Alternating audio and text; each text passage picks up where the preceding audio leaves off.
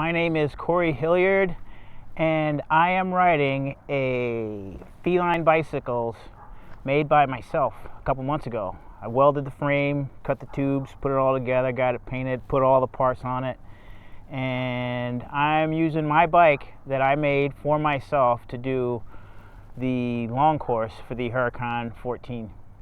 So for my tires, I'm using WTB Radlers 700C by 44.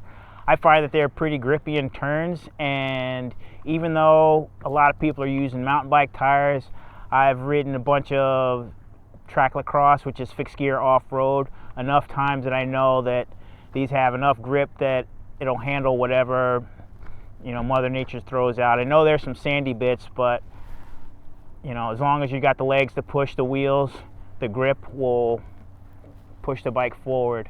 For navigation, I'm using a Garmin 1040 Solar so that as I ride, I can also absorb energy from the sun, and that way I don't have to stop and charge up. I can just ride and ride for at least 72 hours.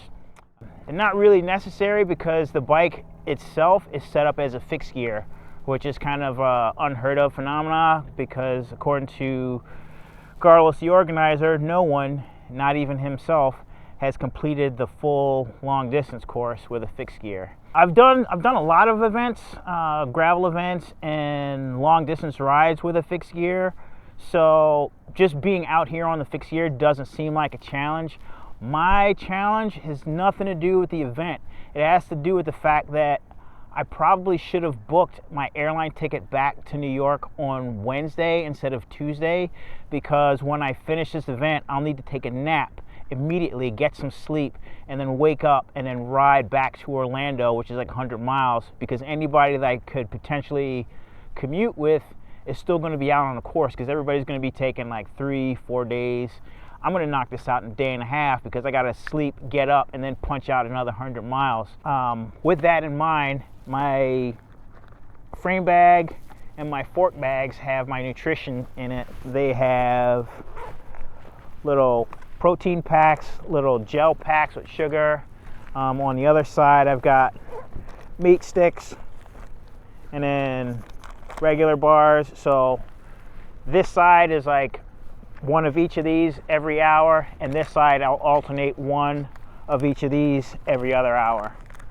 And is that a water tank on there? Oh yes, this is the crank tank, the 4, so it holds 4 liters of fluid, and I drink from here. And because 4 liters goes a lot further than 2 or even 4 water bottles, I can go theoretically about 150 to 200 miles on one tank. So I could only have to stop and refill one time and then keep going. My plan is to knock this out in about 33 to 36 hours, just getting back here at sunset on Sunday, and then eating a cheeseburger, sleeping, and then pushing off again to ride to Orlando. So this is like has nothing to do with this event, but almost a year ago I was going to try and set like a Guinness World Record on a different bike and do like 270 miles a day for like 30 days. That kind of got canceled at the end of the first week because I got nipped by a hit-and-run driver, broke my ribs, broke my fibula, and I had another one of these lights on my other helmet, and it got ripped off and sheared off. So I found another one, blink light on the front, blinky light on the back, another big light in the front, so I can be seen. And now I've got all this day-glow stuff.